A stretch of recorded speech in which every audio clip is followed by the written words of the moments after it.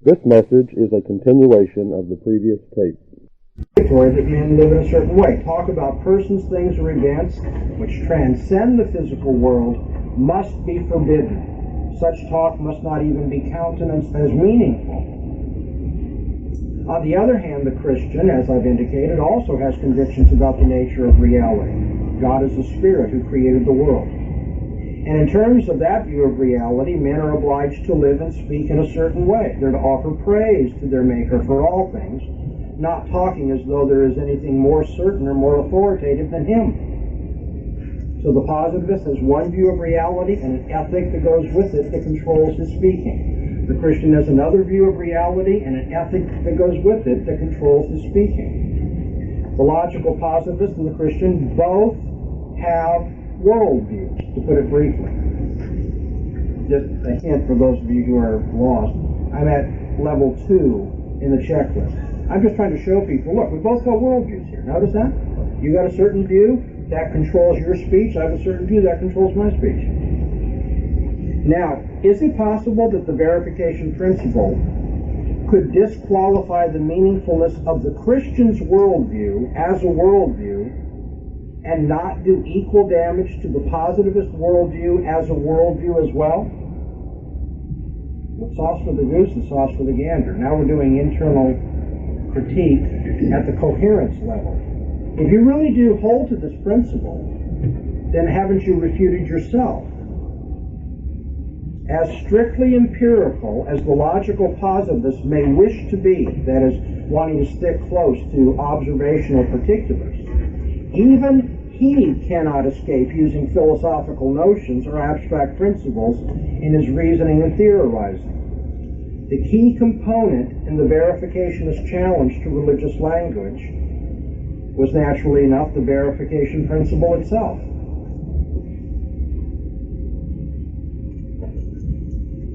Notice that the verification principle is a rule. It's a standard crucial to the worldview of the logical positivist. Accordingly, the Christian apologist has to ask whether the verification rule, the verification principle, itself is either one, a trivial truth of logic and semantics, or is it a sentence that can be empirically confirmed? Because on their approach, if it's not one of those, it's meaningless.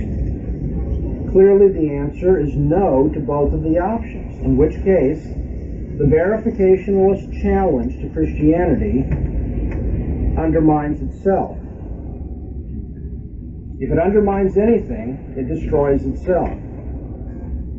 It's always an embarrassing position to be in as a philosopher.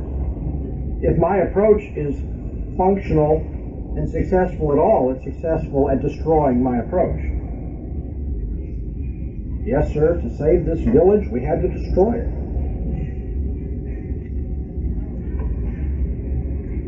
What this reply to the verification principle as a weapon against religious language and intelligibility shows in particular is that verificationism was nothing but a rationalization of religious prejudice.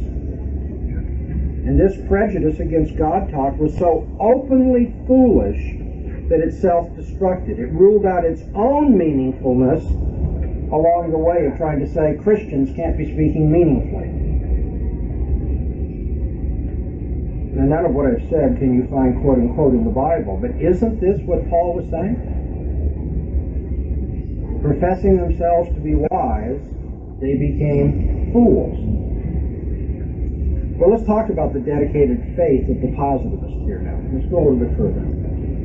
For all of his intellectual hostility to religion and Christianity, the verificationist was clearly just as religious in his devotion to his underlying presuppositions as was any devotee of Christianity.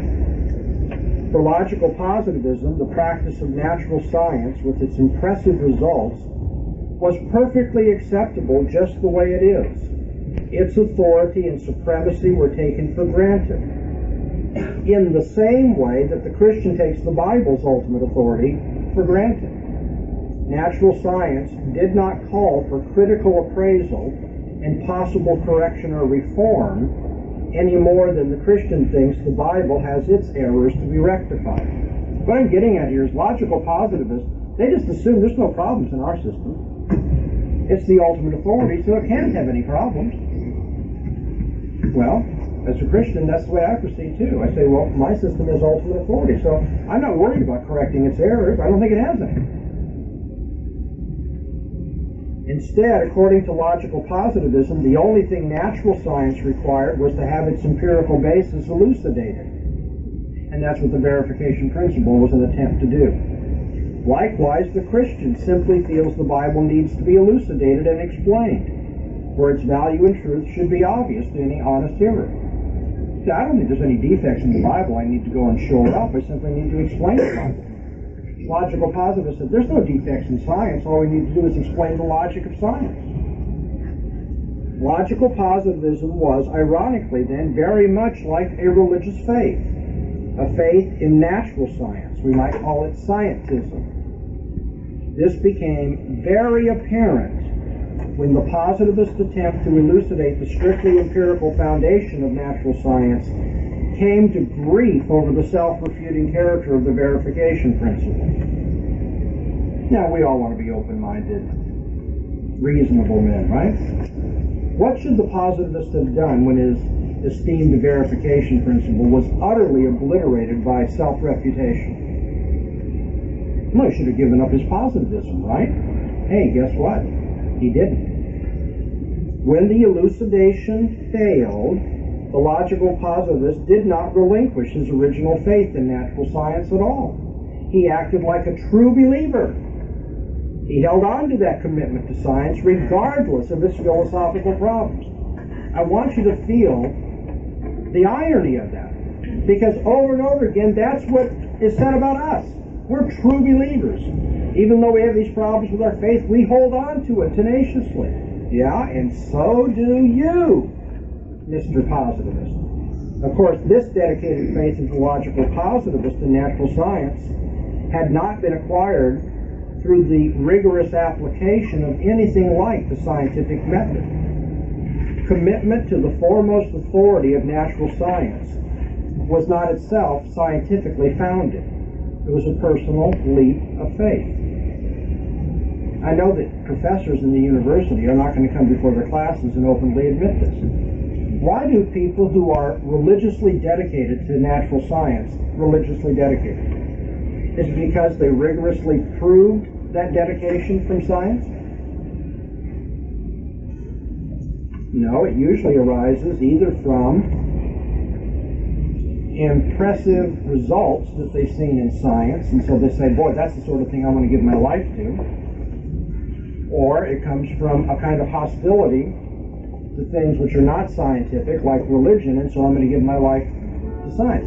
But where it doesn't come from is the rigorous application of scientific method. So you have a self-authorizing ultimate commitment, which is what? Not self-authorizing when all is said and done. Because science doesn't authorize science in the way that we see it practiced by the positivist. The other embarrassing thing about using the verification principle to challenge the meaningfulness of any language about theology or metaphysics or ethics is that the principle was simultaneously too narrow and yet too broad. Too narrow and yet too broad. First, it was too narrow and restrictive because it ruled out sentences which any reasonable man, even the positivist, would be willing to assert as meaningful. Let me give you a sentence like that. There is a past. Every person has a mother. Those sentences are virtually unassailable, and the only problem is they aren't verifiable. The verification principle would have resulted in judging the intended result of natural science, the darling of the logical positivists, remember, itself to be meaningless. Because you see, it's characteristic of natural science to aim to make universally quantified statements. The aim of the scientist is to say all whales are mammals, or to generalize laws which are likewise universal in character, such as, in all cases, water expands upon freezing. Because of their universal character, however, no such statement can be fully verified by any finite person or finite group of researchers. In that case, scientific generalizations would fall into the limbo of meaninglessness. This is getting really embarrassing. There's philosophers delight in doing this for our scientific buddies, you know. You say, no, wait a minute. If you say that to be meaningful it must be verifiable, then what do we do with the results of science, like all whales are mammals? You can't verify that. It also proved impossible for dedicated logical positivists to successfully reduce even the simplest observation sentences completely to reports of sense data. The attempt by the positivists to reduce observation sentences to sense data sentences would be like this. An apple is on the table became akin to a set of qualities, A, B, C, and following, is at X, semicolon, Y, semicolon, Z. That is three-dimension specifications. At T, that is a temporal specification. So let me give it to you in English, not just in the logical notation. A set of qualities is at a three-dimension specification at a temporal specification. But even Rudolf Carnap's famous efforts to perform this kind of reductionistic translation were left encumbered with the language of logic and the language of math. That is, it had to use set language. And it was encumbered with the language of location, is at. The language of sets and the language of location are not defined by sense data. They had to be left undefined in alien expressions which didn't express sense data. See how bad this is getting? It's reductionistic to say an apple is on the table means the qualities of red, brown, spherical are at three-dimension specification and a temporal specification. It's embarrassing to say that's what that sentence means. It doesn't get reduced to that. But you can't even reduce it to that because is at is not a sense data remark and sets are not sense data remarks. And thus the verification principle did not in the end prove friendly to those advocating it, since it ruled out expressions and generalizations they would have wanted to retain as meaningful. Logical positivists have a dedicated faith in natural science, and yet their own verification principle would have rendered the program, procedures, and results of natural science itself meaningless. In a conspicuous way, the verification principle became unreasonably restrictive for the positivists. And yet, on the other hand, there was a sense in which the verification principle proved embarrassingly open-ended and allowed too many expressions the privileged status of qualifying as meaningful. This rendered it unreasonably inclusive. And it's not so much that I'm proud of what I'm telling you here, but I do wish you all had some background in philosophy so you had some appreciation. This position is getting the stuffing kicked out of it. Because first you dance it this way and say, see, this is too narrow, and then you say, oh, by the way, it's also too broad. I mean, it just doesn't have anything going for it. A.J. Ayer, A-Y-E-R, was perhaps the best-known logical positivist in the English world. In the first edition of his famous book, Language, Truth, and Logic, Ayer maintained that a sentence is meaningful when, in conjunction with other premises, an observation statement can be deduced which could not have been derived from the other premises alone. But that was entirely unhelpful. With a little imagination, as logicians pointed out, a logician could use that criterion and show that any statement whatsoever can pass the test, in which case Ayer's criterion of verifiability allows all statements to count as meaningful. Time is short, and probably your backsides are limited to having go through all the logic of that. But my point very simply is, Ayer tried to say this is the verification principle, and he stated it in such a way that any sentence with a little manipulation can pass the test of being verifiable. Any sentence. In the second edition of his book, he tried to come back from that devastating observation, and then a logician, one of the best in the 20th century, Alonzo Church, wrote a very brief, as I recall, maybe 3/4 of a page review in which he totally obliterated the second version of it. It gets really discouraging, doesn't it? But the positivists, they weren't good logicians and good philosophers. They at least could keep the faith. Maybe it won't surprise you that Eyre attempted to remedy the situation when he published his book by just revising the criterion in the second edition of his famous book. Does that surprise you?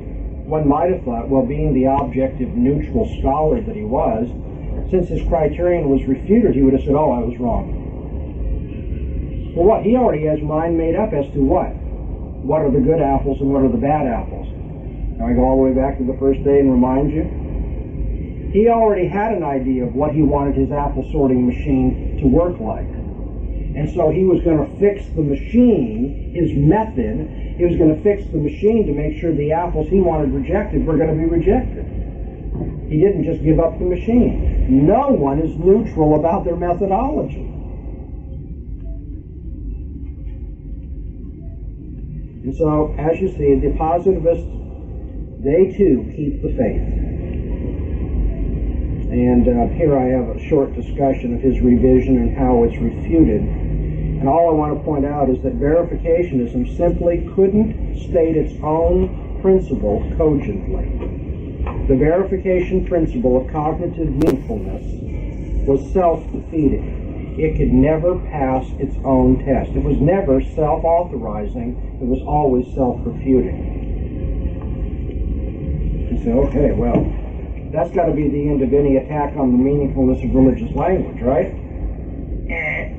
Wrong. Now we have to turn to the second version of the attack on the meaningfulness of religious language, which is called falsificationism. Not verificationism, but falsificationism.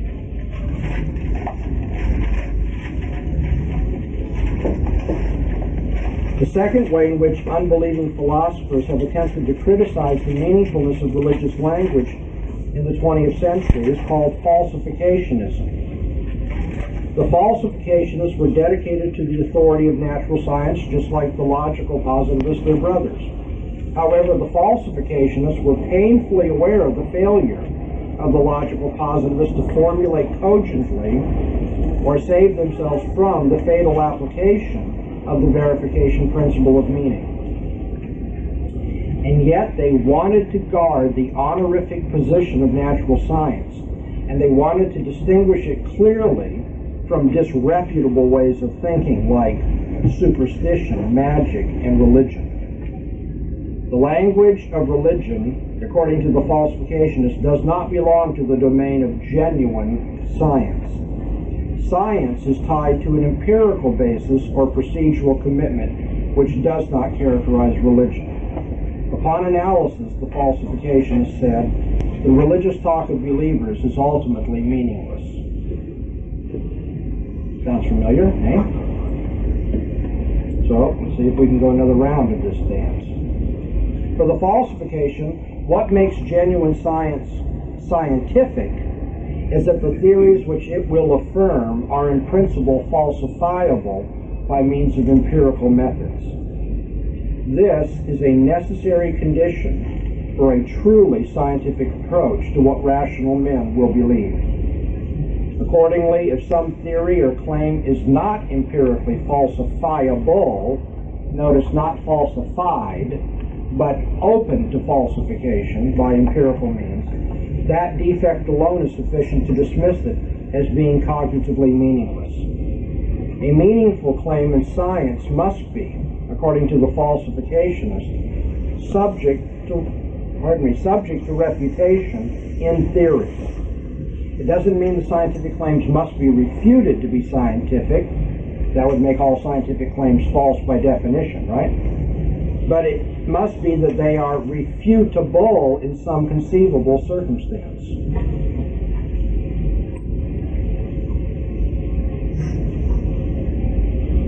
Now, the great advantage of taking this approach which was popularized by Karl Popper, P-O-P-P-E-R. The great advantage of taking this approach, if you advocate the supremacy of natural science and its procedures, is that the generalizations after which the scientist aspires, all planets rotate around an axis, are not ruled out as meaningless by virtue of their not being fully verifiable. We can't fully verify them, but we could falsify them if we found an exception. The generalizations of natural science, even those which are true, are always open to refutation or falsification, just in case we find a planet that doesn't rotate on its axis. No longer is the incompleteness of induction a strike against the meaningfulness or scientific character of an empirical generalization concerning the natural world. And this then brings us to the famous, perhaps most famous, challenge to Christianity in the 20th century from Anthony Flew, F-L-E-W. The best-known critique of religious language in the second half of our century came from the witty pen of the English philosopher Anthony Flew and attacked the meaningfulness of religious discourse from the perspective of falsificationism. Flew made his point by rehearsing a parable that was once told by John Wisdom, and then he commented upon the defect of theological utterances which the parable illustrates. And here's the story. I'm reading from Flew now. Once upon a time, two explorers came upon a clearing in the jungle. In the clearing were growing many flowers and many weeds. One explorer says, "Some gardener must tend this plot." The other disagrees. "There's no gardener." So they pitched their tents and they set a watch, but no gardener is ever seen. But perhaps he is an invisible gardener. So they set up a barbed wire fence, they electrify it, they patrol with bloodhounds. But no shrieks ever suggest that some intruder has received a shock. No movements of the wire ever betray an invisible climber. The bloodhounds never give cry. Still, the believer is not convinced. But there is a gardener, invisible, intangible, insensible to electric shock, a gardener who has no scent and makes no sound, a gardener who comes secretly to look after the garden which he loves. At last the skeptic despairs. But what remains of your original assertion? Just how does what you call an invisible, intangible, eternally elusive gardener differ from an imaginary gardener, or even no gardener at all?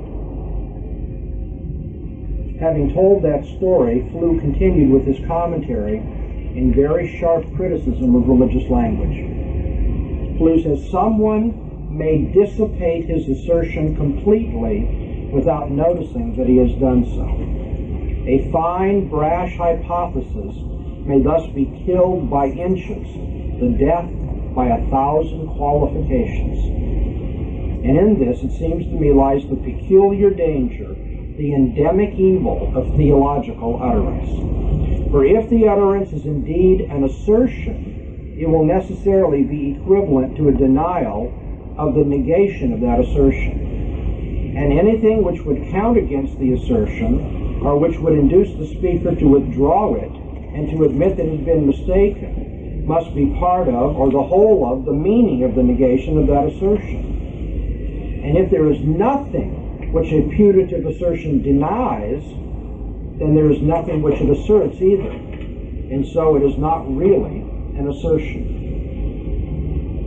You see, Flew was suspicious of religious discourse because he noticed that believers tend to hold on securely to their convictions even when they're aware of apparent counter-evidence to those beliefs.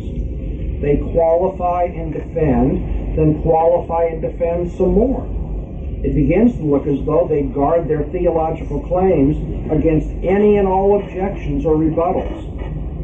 But if so, that would make religious convictions impervious to falsification. It would render the religious language compatible with every conceivable state of affairs in the world. Well, since God talk would not amount to denying anything, there would be nothing intellectually at stake in theological utterances. And thus, being unfalsifiable, they would not amount to genuine or meaningful assertions in the first place, suggested Flew. And that is the problem of religious language. How can we reply to this?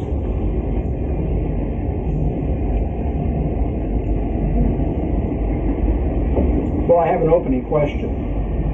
Are strong convictions as such non-cognitive?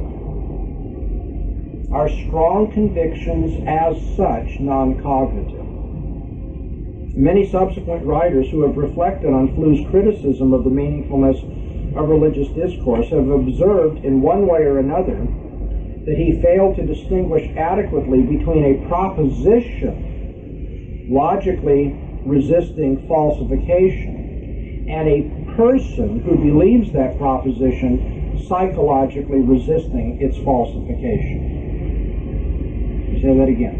We need to distinguish between a proposition which is logically immune to falsification and a person who resists having that proposition falsified. A proposition or linguistic claim which is logically compatible with any and all states of affairs could indeed be said to resist falsification, as Flew properly observed. In theory, nothing could then conceivably contradict the proposition. It should then be judged to be vacuous. But a person can resist being persuaded that his belief has been falsified by counter-evidence, even when the proposition he believes logically contradicts or rules out certain states of affairs. In that case, where the proposition is incompatible with certain states of affairs, but the person is not going to let evidence refute it, we simply say he's a tenacious believer. Flew confused a characteristic of human behavior, diligently defending a belief, with a conceptual characteristic of some linguistic utterances, logically never needing a defense. And in so doing, he apparently did not notice that his polemic against religious discourse was in fact a polemic against all committed discourse. All committed discourse. The utterances and linguistic responses of people who maintain certain beliefs dogmatically. And if you think about it for a moment, it's obvious that people can and do hold strong convictions about a number of things, not simply religious topics. Sometimes beliefs about historical events are fervently propounded and defended. For instance, that Lee Harvey Oswald did not act alone in assassinating President Kennedy. Sometimes beliefs about scientific matters are zealously championed. For instance, that silicone breast implants do not cause cancer.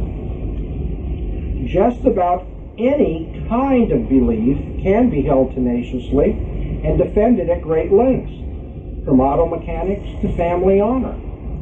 Part of what it means to say that people hold their convictions strongly is precisely that they resist having those convictions refuted. Does that imply that their convictions must then have been non-cognitive?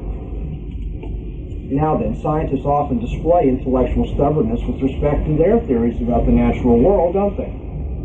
They can be quite committed to the conclusions they have reached and published, and when evidence or reasoning is urged contrary to their views, they defend or qualify those views, and many times they dig in their heels against refutation. A good book to read on this particular point is Thomas Kuhn's The Structure of Scientific Revolutions. This is not usually taken as a mark, though, that their scientific theories must be vacuous of any significant claim about the world and therefore cognitively meaningless.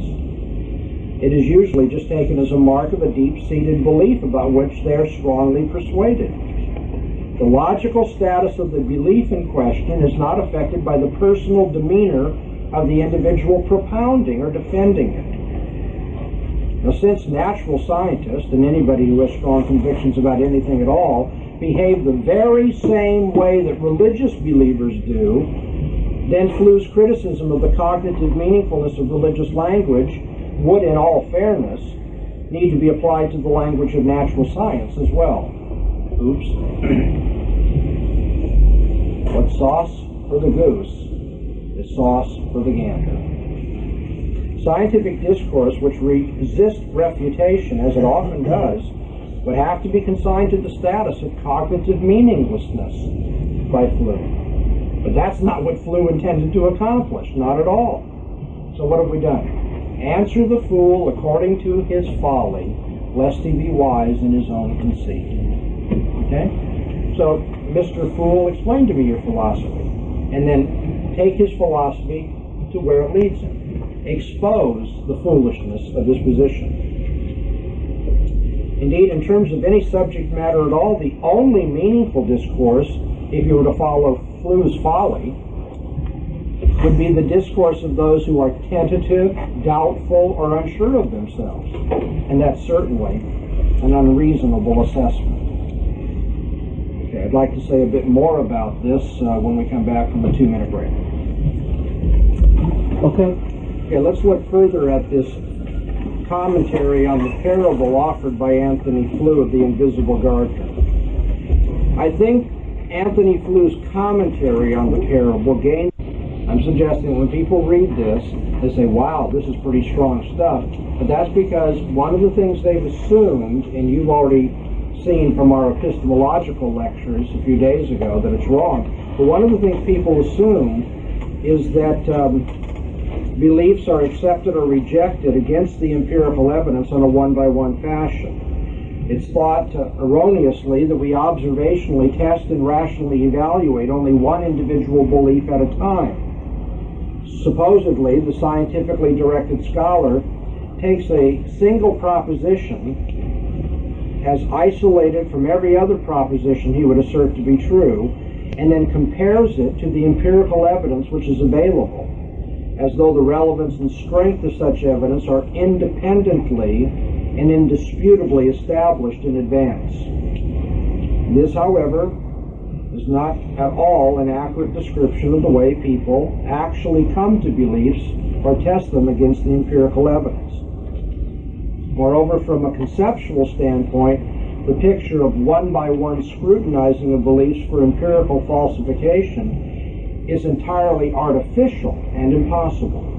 The beliefs which people hold are always connected to other beliefs by relations pertaining to linguistic meaning, logical order, evidential dependence, causal explanation, indexical and self-conception, etc. Let me give you an example. To assert, I see a ladybug on the rose, is to affirm and assume a number of things simultaneously. Some of the things it assumes are rather obvious about the usage of English words, one's personal identity, a perceptual event, categories of bugs and flowers, physical relations. Other things that are assumed are more subtle, about one's linguistic, entomological, and botanical competence, the normalcy of one's eyes and brainstem, theories of light refraction, shared grammar and shared semantics, the reality of the external world, the laws of logic, etc. The network of all these beliefs together encounters the tribunal of any empirical experience. When a conflict is detected between this network of beliefs and an empirical experience, all we know is that some adjustment in one's beliefs will need to be made to restore consistency. But there's no way in advance to determine what specific change a person will choose to make in order to eliminate the conflict within his thinking. If Sam says that he saw a ladybug on the rose, but his friends all say that they saw no ladybug, which of his beliefs will Sam surrender? You know, there's any number of possibilities. Maybe his friends don't know the difference between aphids and ladybugs. Maybe there was a spot on his glasses. Maybe the lighting was not right. Maybe he doesn't understand the use of the English word rose. Maybe his friends are on drugs. Maybe they're all looking at a different rose. Maybe the ladybug quickly flew away. Maybe he's dreaming. Maybe our senses deceive us. Maybe only the pure in heart can see gentle ladybugs. And all his friends must be therefore perverse. There are a lot of possibilities. Now granted, of the ones that I've mentioned, and I've only mentioned some might appear more and some less reasonable to you. But the point is, you can't tell which of those things he's going to hold on to and which he's going to give up. The point is simply that it's ambiguous or unclear just what the counter-evidence to Sam's remarks will turn out to falsify. You remember the story of the psychiatrist who was treating a man who believed he was dead? Counseling the poor man about his neurosis seemed to get nowhere. Finally, one day the psychiatrist decided to use an empirical test to convince the patient of his error. So he asked the man whether dead men bleed, to which the man said no. At that point, the psychiatrist pricked the man's finger with a pin and told the man to look and see. He was bleeding, so he couldn't be dead. To this, the patient responded that he must then have been wrong. Dead men do bleed, after all. You see, the psychiatrist in this old joke mistakenly thought that the bleeding finger would be counter-evidence that would falsify one particular belief of the patient and not others, namely, that he was dead, when in fact it was equally possible that it falsified a related belief, namely, that dead men don't bleed. Since empirical experience or evidence never decisively falsifies any particular belief within a person's network of convictions, it turns out that it is possible, even if it seems unreasonable to others, that a person can choose to treat any of his beliefs about anything whatsoever as central convictions relative to which any other belief should first be surrendered when counter-evidence is offered. That is, given the fact that a whole network of beliefs, rather than an isolated individual belief, meets the test of observational evidence, any belief may be treated as unfalsifiable. This is a characteristic of all beliefs. They can be treated as unfalsifiable. Falsifiability is not, therefore, inherently a specific feature or a feature of any specific belief or kind of belief on any specific subject. It's just as true of beliefs about the natural world as beliefs about religious matters that they can be held tenaciously and can resist falsification. The falsificationist does not successfully relegate religious language to the disgrace of meaninglessness, then, unless it's at the cost of consigning all discourse to the same disgrace. While there may be something wrong or fanatical about the particular way in which a believer guards his convictions from refutation, that fact still does not impugn the meaningfulness of his religious language. It's simply the language of strong conviction. It's simply the language of firmly entrenched belief. And maybe you saw this coming. It's just the language of presupposition. Now, what else do we have to say before we're done? Well, guess what? Anthony Flew has his presuppositions also. I hope you can see in the steps that I'm taking in answering this how I'm just playing back for you your morning lecture. Right here is the procedure. Answer the fool according to the followers. Unmask his unargued philosophical assumptions. Show that he doesn't live by his own philosophy, or he's a fool if he does. Every thinker grants preferred status to some of his beliefs. That is to say, there are some linguistic assertions expressing those beliefs that are going to have a special place. They're central to his web of beliefs. He treats them as immune from revision until the network of convictions itself is altered. And these central beliefs have cognitive significance. They're not simply stipulated truths in virtue of definition and logic. And yet they resist empirical falsification to one degree or another, depending on his belief system. The reality of human nature and behavior has got to be recognized here. Our thoughts, reasoning, and conduct are governed by presuppositional convictions, which are matters of deep personal concern to us. And yet they're far from vacuous, far from... They're things to which we intellectually cling, things that we will defend, as we say, to the end. As irreligious as Anthony Flew is as a person, he too has his fundamental commitments to which he religiously adheres. Anthony Flew attempts to bring his thinking and living into line with these personal presuppositions, which means that when faced with what appears to be counter-evidence, he's going to qualify and defend the language by which he expresses those presuppositions. He treats utterances about them as unfalsifiable. Get the point? Anthony Flew says you Christians treat your presuppositions as unfalsifiable, so they're meaningless. The problem is Flew too has his presuppositions. Obviously, he's regulating his life in terms of some central convictions too. The expression of those central convictions, therefore, will be unfalsifiable to him.